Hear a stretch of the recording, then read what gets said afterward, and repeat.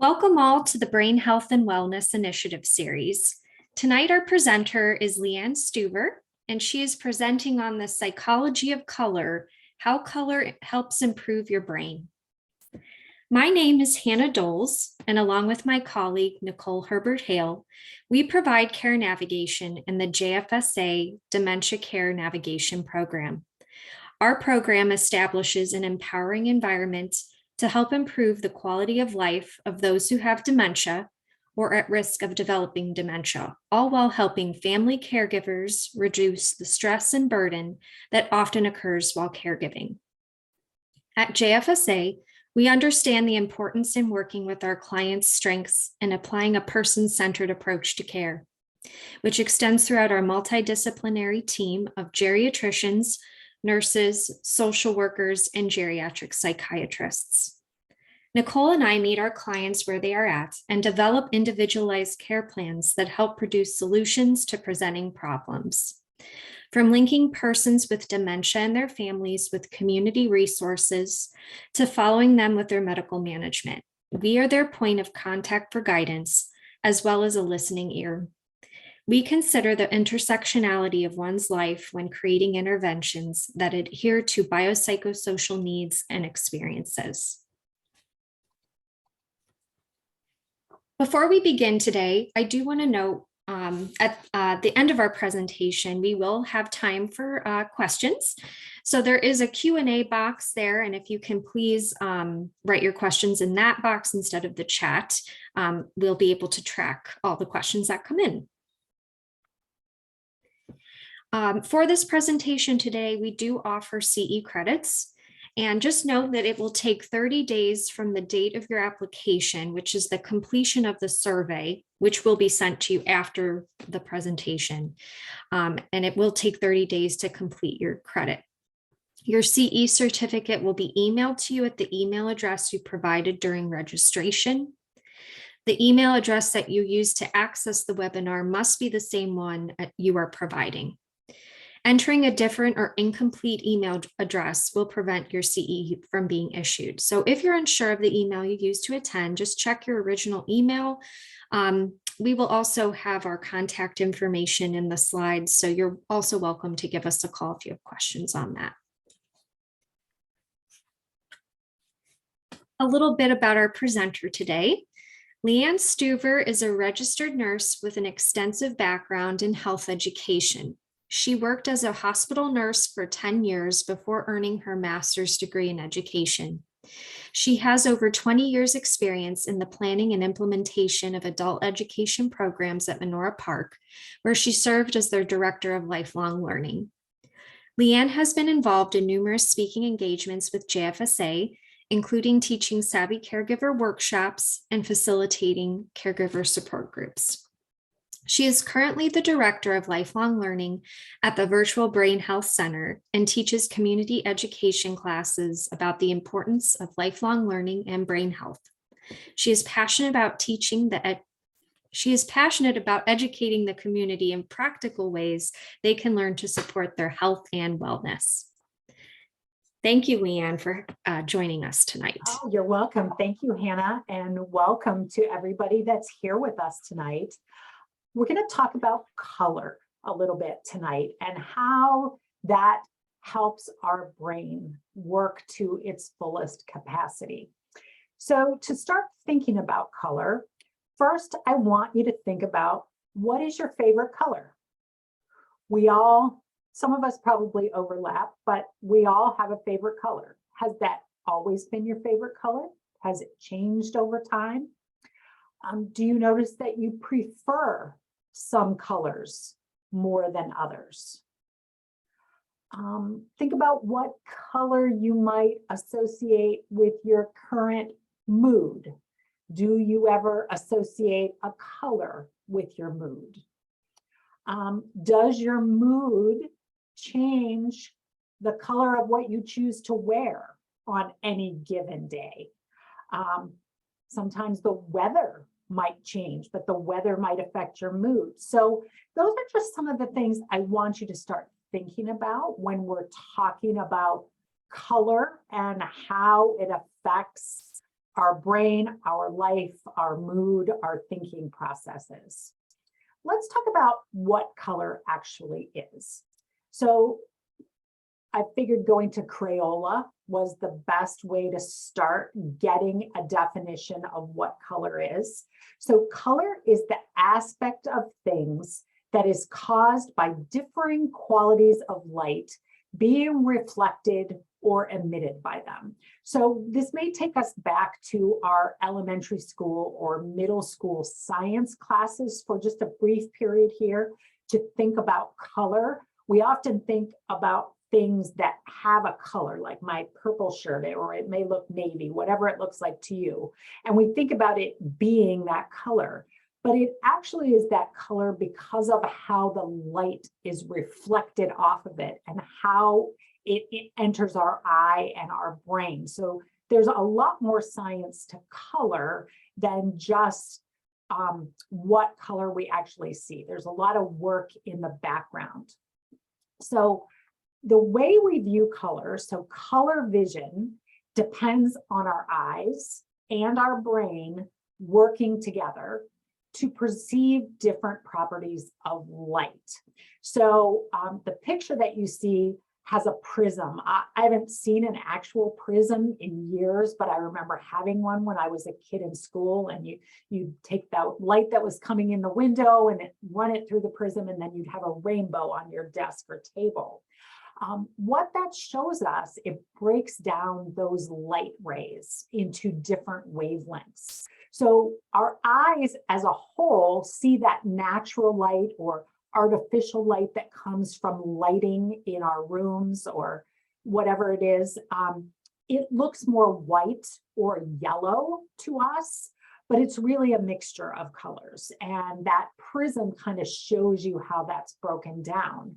Now, color is actually, it's wavelengths of light. So that past one, if you see that little colored rainbow thing, all of that is different wavelengths of light. We can only see where that little rainbow part is. So there are many types of light wavelengths around us in the world: X-rays, gamma rays, radar. We can't see those, but we can only see that visible spectrum. Now, this kind of long little rainbow thing is that spectrum that we are able to see. And the longer wavelengths are to the left. They are more red, and the shorter wavelengths are the blue and purple to the right-hand side. And you can see it from that diagram above. So the waves are longer with the red, orange, and yellow. And then as you go toward the bottom with the blue, indigo, violet, there's a lot more, the waves are a lot smaller. So that's how light rays are broken down and how our eyes can detect color. Now, we know how the light comes in. Okay, so we know that light is broken down. How do our eyes determine what's going on? So in our eyes, on the back of our eyeball is the retina, and that's where all the light is focused and consolidated. And on that back wall of the retina, there are a lot of neurons. So those are the cells in our eye. Just like neurons in our brain, the brain cells are neurons. We have neurons in our eyes, and there's two different kinds: rods and cones. So let's start with the rods. They're on the peripheral parts of the retina, on the edges. They're what see black, white, and gray. And they work best in twilight or low light situations. The cones are in the center of the retina. Those deal with fine detail and color vision. And those cones see red, green, and blue. So those are the three colors that are picked up by the cones, the primary colors, and then all the other colors are a mixture of those in different ways. The cones work best in well-lit or daylight conditions. And think about this for a minute. Think about when you get up in the middle of the night, maybe to go to the bathroom or to go get a drink, and you make your way through your bedroom in low light. Look around the room the next time that you get up in the dark. You can't distinguish colors like you can during the day. And that's because the cones don't work well in low light. So it's those rods that are giving you your nighttime vision, where during the day you can see that distinction with the colors. Okay, so we've got the light coming in from the outside. We now have it going through our eyes and focused on the back of our retina. So where does it go from here? So the optic nerve is a cable of nerve fibers that goes from our eyes through the middle of our brain, back to the back part. The occipital lobe of our brain is where our vision center is located. And those messages about the color and about how we see things are transmitted back there to that visual cortex. Now, it travels through the middle of the brain. So those nerve signals affect other parts of the brain as well. The most important brain area that I want to mention that it goes by is the thalamus. So the thalamus is like the sorting station. So signals come through the thalamus for a lot of our senses. Our smells come through the thalamus. Taste comes through the thalamus. So it's kind of that central zone that determines where all of those senses go. So that optic nerve goes by the thalamus, and the thalamus knows those are visual signals, and it sends that message back to the visual cortex. The smells, the tastes, those go to other areas, but the thalamus is kind of that sorting station that decides what part of the brain everything goes to. The other important part is that once that vision gets back to that visual cortex and it makes sense of it, it then sends it out to other parts of the brain to help put the whole picture together of what we may be looking at. So let's think for a minute that we're looking at a beach ball that has those big areas of color on the beach ball. And maybe we're playing volleyball or some kind of pass the ball back and forth. Our brain is picking up not only the shape, the size, how the ball kind of floats, it's picking up those different shapes, different swaths of color throughout that beach ball. And our visual cortex can realize what those things are, but it has to share that information with our brain if we want to be able to catch the ball with our hands, or if we wanted to throw it to somebody else. So that visual information then goes back out to other parts of the brain so that we can use it in practical purposes. Most of the time, it's that prefrontal cortex right up here in our forehead that does most of those planning of what we're going to do with that color or visual information. But it's really a whole brain exercise, because we don't just sit there and say, oh, it's red or it's blue. It's in the context of whatever, whether we're getting dressed, whether we're watching a stoplight, when we're driving, we use those color information that's processed in our visual cortex in the back of our brain, but we use it to do so many other things with it. So our brain is very, very busy with color. Color is used throughout our brain to do so many different tasks. So that's the practical part. So let's talk about the stuff that's a little bit harder to nail down in a practical sense. Color kind of has this whole psychology all of its own. So when you are thinking about what's your favorite color, Does your mood affect maybe what color you choose to wear on a given day? That starts coming in with some of this psychology of color. So there's lots of resources. You will get a copy of these PowerPoint slides. So you'll have the where I got all these images are on the slides. And I'm going to give you some resources at the end that you can maybe use to find more information on some of these areas if you're interested. But this gives you an idea of what some of the emotions or feelings are associated with some of these colors. They've done a lot of research, they've done a lot of focus groups. Some of them you may agree with, and some of them you may not, because one, we all perceive color differently. So when we look at these colors on this screen, we probably do not all see the exact same shades of these colors. So they affect us differently depending on how our cones and how our brain processes them. But in general, red is often associated with love, with energy, with excitement or strength. Yellow is maybe cheer, warmth, happiness.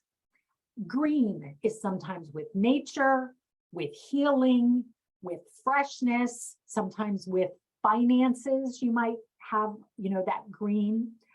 Purple, royalty, luxury, sometimes spirituality. So as you read through these, you may agree, you may disagree, you may think some overlap with others, and that's okay. But scientists have really looked into this as to how colors affect how we think about things. And then we're going to talk about how that gets used. Some of you may have taken some type of a personality test over the years, maybe a Myers-Briggs assessment to see if you're an introvert or an extrovert. There's actually a true colors personality test, and you'll have a link to it in the resources at the end. But you basically fill out this questionnaire, and then it assigns you a number value to each of these categories. Now, each individual person has a unique blend of the 4 colors. So you probably have some percentage of all of these colors as part of your personality. It doesn't mean one is good or one is bad. And individuals who might have the same score are still not exactly alike. And you probably can find things in each of these categories that really resonate with you. And you say, yes, that's definitely about me. But you'll have a link that you can do the test for yourself. We're not going to do it during the webinar, but it kind of assigns you to a category based on how you answer these questions, and they call it True Colors personality. Now, across the globe, most people, more people, the highest percentage are in the gold, and then orange is second, green is the third, and blue is the least. Now, when we look at what that stands for, okay, but that doesn't mean being blue is bad. There just aren't as many people that have that as their highest score. Now, you may say, well, why do I care? Or Leanne, why do you want me to care about what these colors mean or what I think of them? Well, colors make a big difference in our world. They can affect our attitudes about things. They can affect our decision-making. They can impact our emotions and our mood. And they definitely can affect our attention. And I think our attitudes and our attention are maybe the biggest things that are used in marketing to sway our decision-making and our feeling about different companies, different products. And after this webinar tonight, I want you to really start paying attention to how color is used to affect you, to either make you feel a certain way, make you buy something, or choose a company over another. Let's look at an example slide of the colors, what they generally are meant to represent, and the companies that use those colors in their logo. So let's start at the top. So gold or yellow, often it's thought of, warmth, optimism, a positive kind of feeling. Let's pull out a few of those. UPS, they want you to feel good about them, that they're going to deliver your things. Best Buy, Hertz, the Golden Arches. Think of those companies that use that gold or yellow in their logos. How about orange? So friendly, cheerful, having confidence. Nickelodeon, obviously kids channel, lots of fun. Hooters, I thought it was interesting that Hooters was on this list. Fanta, Pop, the Crush, it's the same, Harley Davidson. And golf, it's hard to find a golf gas station anymore, but that was one of those logos that was there. How about red? There's a lot of logos that are red.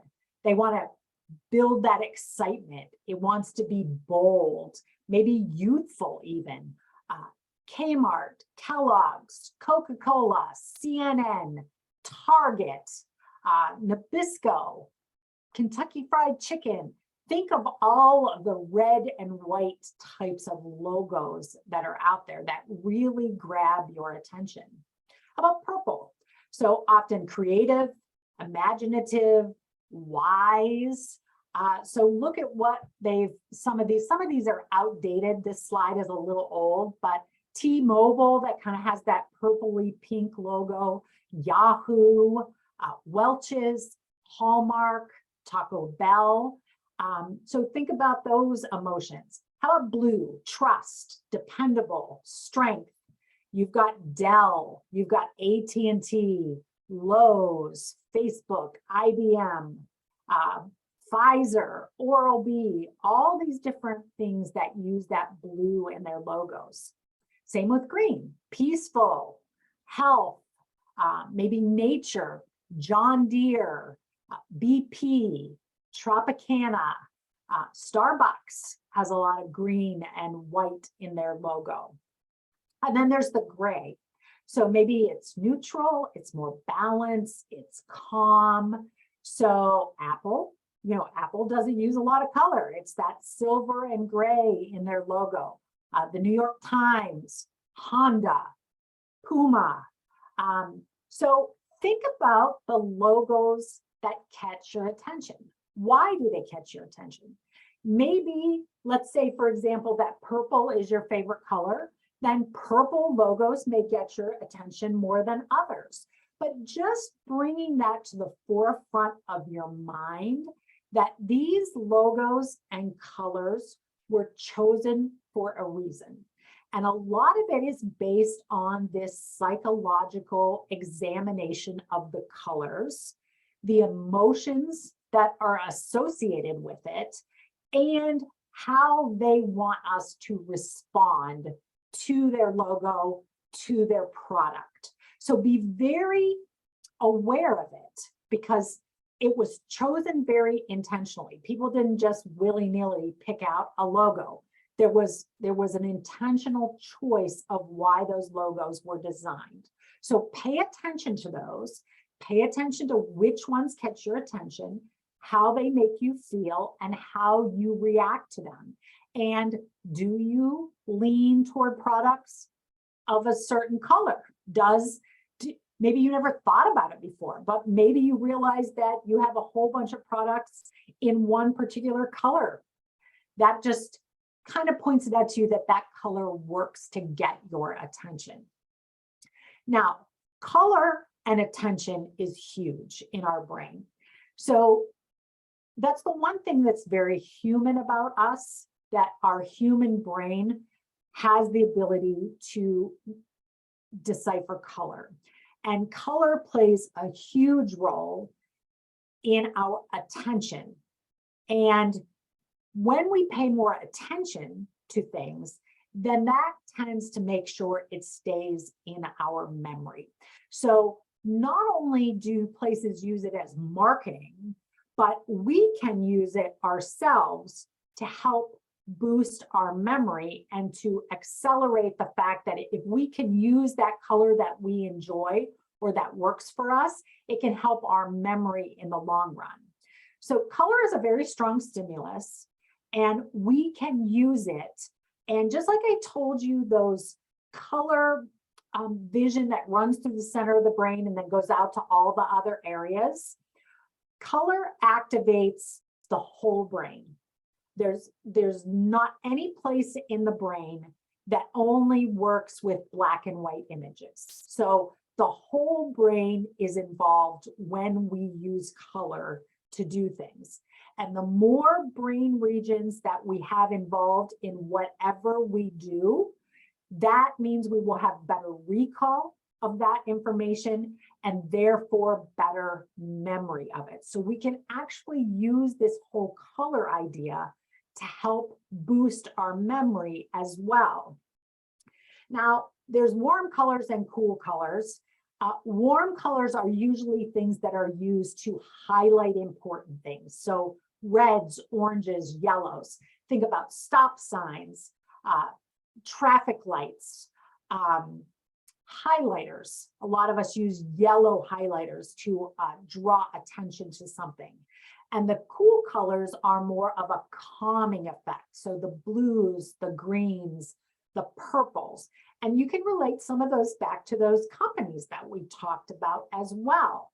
So some of it, you have to pick the colors that work for you, but usually people tend to pick those warm colors when it's important things that they want to remember, and maybe those cool colors for more relaxing things. Now, I do a whole class on memory and color, which I did a couple of years ago, but I'm going to give you just a few highlights to give you an idea of how you can utilize this to make your brain work better. You need to figure out a system that works for you, and you need to have a key. You don't have to necessarily write it down, but you have to know what it is. So you have to know if red is important, if blue is for medical things, if green is for some finances. You have to figure out what kind of a system works best for you. And then use Post-it notes, highlighters, push pins, whatever works for you. When my kids were small at home and we had a paper calendar in the kitchen, we each person had a different color highlighter. So if it was something my husband was doing, it was highlighted in green. If it was something my older son, it was in orange. My younger son was blue, and mine was purple.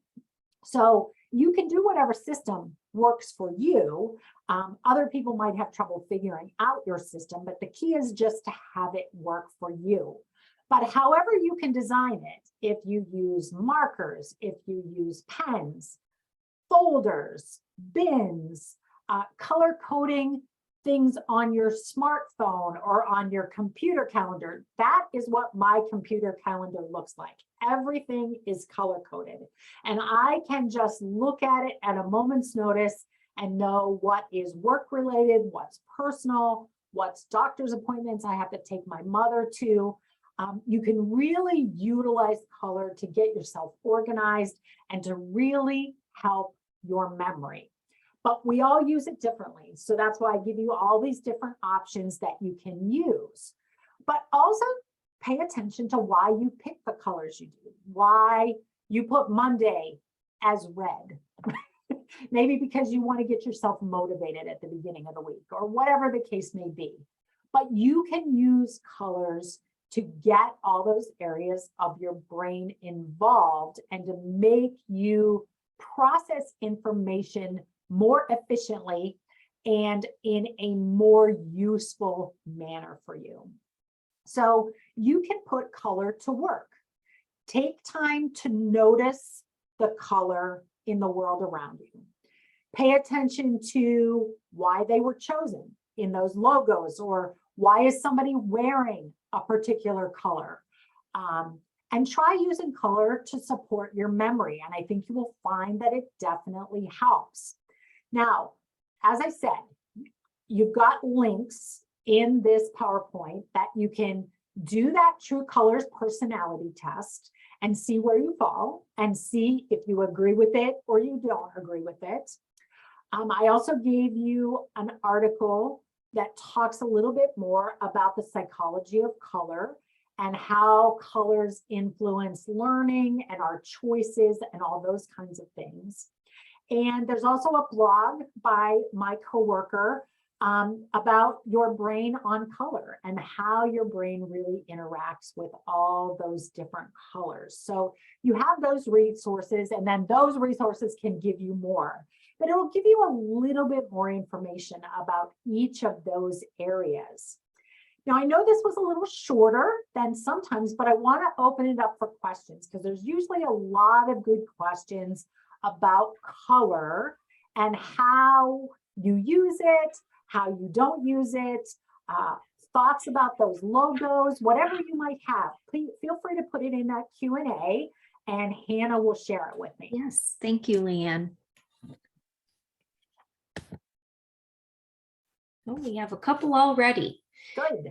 Is it thought that the colors in our environment affect our mood? Can this be important in designing care facilities? Great question. That is a great question. And yes, that is definitely shown through the research that color can make a difference. And pay attention when you are places, when you're at the doctor's office, when you're at the dentist office, when you're at your financial advisor's office, whatever the case may be, pay attention to the paint colors that were chosen or the fabric colors that were chosen in their office.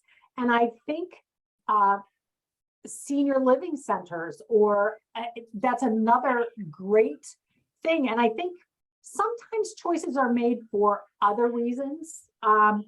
So let me try to put this in the best way I can.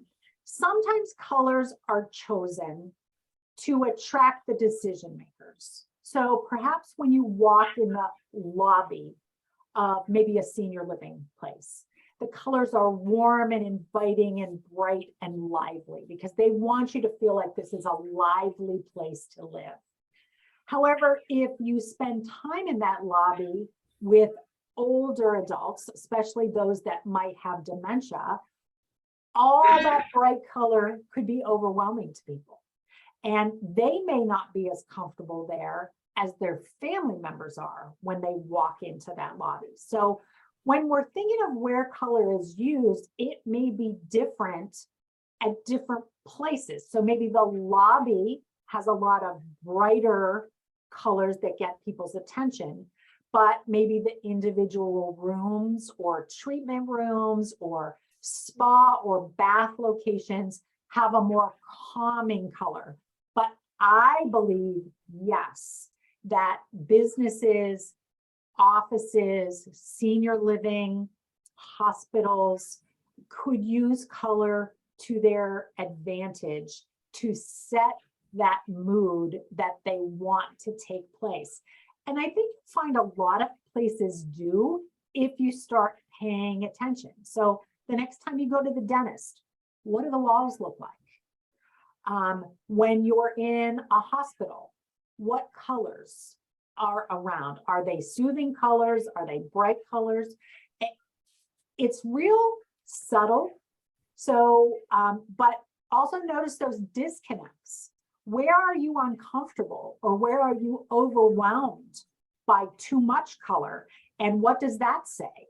What, maybe you pick a business by that. If you're overwhelmed by the color, then you don't go back there. So it's this balancing act for places. But yes, that psychology of color is definitely used in a lot of places, and it should be used in senior living to get that calm soothing feel, especially in memory care or nursing homes. I think they could use that a lot to their advantage, but that's a great question. Someone asked about people who are colorblind. I always throw these slides in, so I'm going to go to that. Yes. So colorblind, for people who are colorblind, this whole idea of using color is a little bit different. So many of you may have remembered having these kind of pictures shown to you, maybe when you were a kid, or maybe you remember your kids being shown these pictures.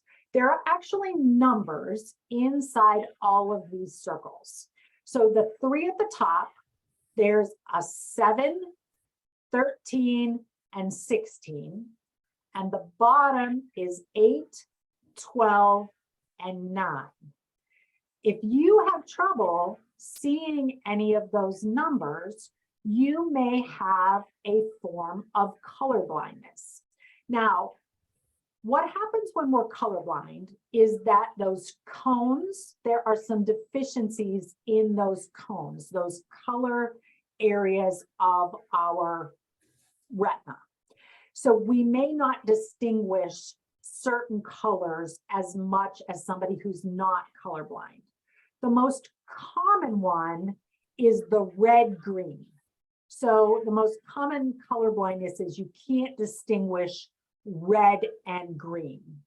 I'm going to come back to this, but here's an example of this box of colored pencils.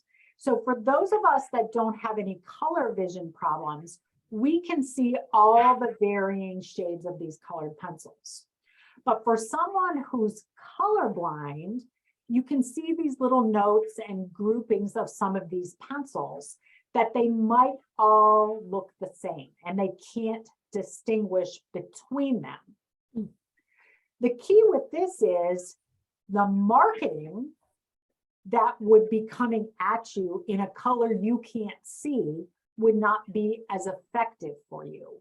Or let's say you don't see red. Well, then you wouldn't use red in your color-coded system. You have to work within the colors that you are able to see. It's not only for your memory, though, that things can get confusing when you are colorblind, because think about the colors of stoplights, red, yellow, green. If red, green is the most common type of color blindness, you can't tell the difference color-wise between the red light and the green light. Now, positionally, you can tell when they're lit, but you can't see the color, but it might not grab your attention as quickly as someone who can see the colors. So it could be a safety issue. It also could come into play at the grocery store where you don't know if tomatoes are ripe because you can't tell the difference between red and green. Christmas decorations are always a big to-do for people with a red-green color blindness. A lot of LED lights, like on computers and maybe power strips, there are a lot of times they're red and green, and that can be a problem. A lot of graphs and charts that companies might post that use colors, even a lot of the COVID graphs or health graphs. If you are colorblind, you have to adapt to figure out how that works for you. So it's going to affect that emotion and psychology part, because there's going to be a difference that you're not going to reach. That doesn't mean you can't use color to your advantage, but you are going to have a deficit in that area of whatever area of color you can't see.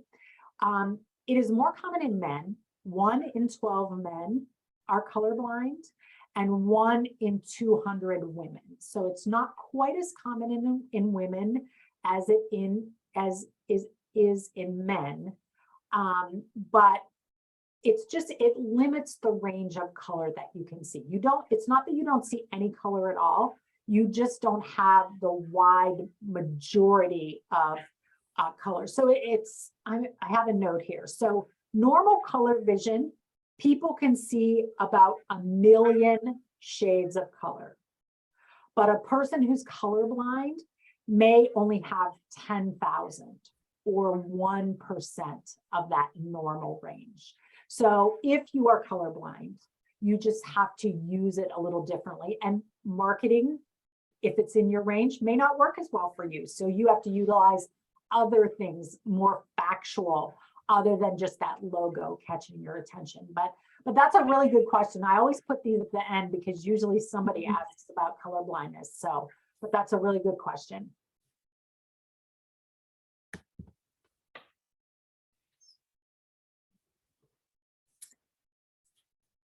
I thought that we are taught colors and that our brain knows them in the future. So we are taught colors. Mm-hmm. I don't quite understand the part of our brain knows it in the future, but our brain, each of our brains sees colors differently. So if I showed something red, we all probably see it a little bit different. And then if I showed something else and said, pick which one is most closely to the color I showed you, we all might pick different ones because we all process it a little bit differently. That's kind of why eyewitness testimonies can sometimes be inaccurate, because when they're asking about the color of the car or the color that somebody was wearing who robbed a bank or whatever, what we see and what our brain remembers can sometimes be a little bit different. And maybe that's what you meant by in the future. But when we pull colors back out of our memory to use in the future, they might be slightly different than what we actually remembered because our brain processes it a little bit differently. So I sometimes use it as you're at home and you think you know what color paint you want to get, and you go to the store and you look at the colors and you pick out the paint and you take it home and it's totally the wrong color. I think most people now know to take the swatches home and look at it, but you think, well, I know exactly what color green I want. And then you get in there with all those different greens and you can't remember which one you want. It's because our brain processes those colors a little bit differently. So it's not a perfect science between our eyes and our brain. So we sometimes have to work with our brain, but we learn those colors, but we all see them differently. So you might even say, some people might say, oh, he has an orange shirt on, and somebody else says he has a red shirt on, because there's some hues that are very close. And that's just that processing between our eyes and our brain that can make it a little bit different, kind of like purple and blue. Mm-hmm. Like, this is actually a very purple shirt, but when I look at my reflection on the screen, it looks blue. So I don't know how it looks to you, but it can be very different. So we need to keep those in mind too. Someone asked, professional literature indicates an association between color blindness and depression. Are the reasons known? Or do you have insight on that? Yeah, you know, I am not aware of that correlation, but my gut reaction to that is that it makes sense. So if we think about, if you had to name a color that would go with depression, what would you talk about? You would talk about black, gray, brown, so lack of color. So I could see how possibly color blindness and the challenges that come with it in navigating everyday life could affect someone's mood. I don't know that I personally would say it's a cause. I would say it's probably a factor, that that difficulty of seeing those vibrant, happy colors, maybe that would be a detriment. But honestly, I don't know of the research. I'm going to take a note so that I can look that up before I do this class the next time. But there's lots of color research out there in a lot of different areas. So I definitely wrote that one down. So I'm going to look it up because I'm very interested in that as well. Mhm. I think we have time for one more. Okay.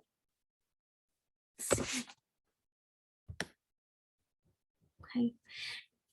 Is color used in ways other than logos to influence how we feel about things? Yeah, so we talked about inside colors. Mm-hmm. Maybe it's outside colors. Think about buildings that companies are in. What choices of colors did they pick on the outsides of their buildings? Maybe think about uniforms that employees at different places wear. Back to the dentist and the doctor's offices. What color scrubs or uniforms are the staff wearing? Maybe at fast food restaurants, what color is, being worn by the people? Does it match their logo? Does it match the building? So color, they all can be intertwined, but I think sometimes, nurses, what color are nurses wearing on different areas of the hospital? Often you'll see in labor and delivery, they've got the pastel colors. Mm-hmm. Maybe in the OR, it's, dark blue or dark green. Maybe in other areas, it's a different color. So think about why did they pick those colors? Because somebody picked those for a reason, and it most likely was to affect your emotions in some way, shape, or form. Maybe even it's the bag that you're taking the carryout food in. Is it colored? What about the wrappers that are on food or food in the grocery store? What color box is the cereal in? What color wrapper is something wrapped in? Those thoughts all include this psychology of color that they want you to buy. So look in your refrigerator, look in your pantry. What colors do you see when you look in there? What color draws your attention? And what brands, is that associated with? And you may be surprised that you don't realize, wow, I have a lot of yellow in my pantry, or I have a lot of green. But there's probably kind of a reason for that there's, somebody's been manipulating things for whatever reason. Or when you go to a relative's house, look in their pantry and see what their color scheme is. It's probably different than yours. But there's a lot of color used in a lot of different areas. Library books. Why are the covers of a library book or a bestseller at Barnes & Noble or online or wherever you're buying your books these days? Why does the cover of the book look the way it does? They've chosen that for a reason, and a lot of it has to do with color. So color is everywhere. So I think what I want you to do is just start paying attention to it and to think about why they're using the colors they do and what colors work for you, what colors make you mad, what colors make you feel good, and then utilize those ones that work for you to really make your brain work at it in tip-top shape for you going forward. Thank you, Leanne. You're welcome. All right. Well, again, Nicole and I are care navigators for our dementia program. So we do meet with clients in their homes and their family caregivers. We may come up with goals together and really try to keep them at home as long as possible. And we do have other parts to the program and different services we can refer you to within JFSA and in the community. So our information is there, and please feel free to reach out or give our contact information to others, and we can certainly talk to people about the program. Nicole and I work with two geriatricians, Dr. Elizabeth O'Toole and Dr. Constance Magulius. They come to us several times a month at our Allison's Place clinic within JFSA. It's a very small, approachable place for people to come and be seen by our geriatricians. And they do work very closely with us and the families involved. Frank Petrelli, he is also part of our team, and he completes our cognitive testing. Just some things that we do have going on with our program. We have a support group that meets the second Monday of the month from 1:30 to 2:30. And we do have educational programs for caregivers as well. And, you know, we have our Brain Health and Wellness Initiative series. So that's for really anyone interested in brain health. Next month, I think on our next slide, Leanne will be back with us on October 27th at 6:30. She's presenting on Don't Let Fear Control Your Brains. That sounds very interesting. So again, that is my contact information. Please feel free to reach out about the program. We'd be happy to talk with you anytime. So thank you all for joining us tonight, as always. Thank you, Leanne. Oh, you're welcome. Thanks for being here. All right.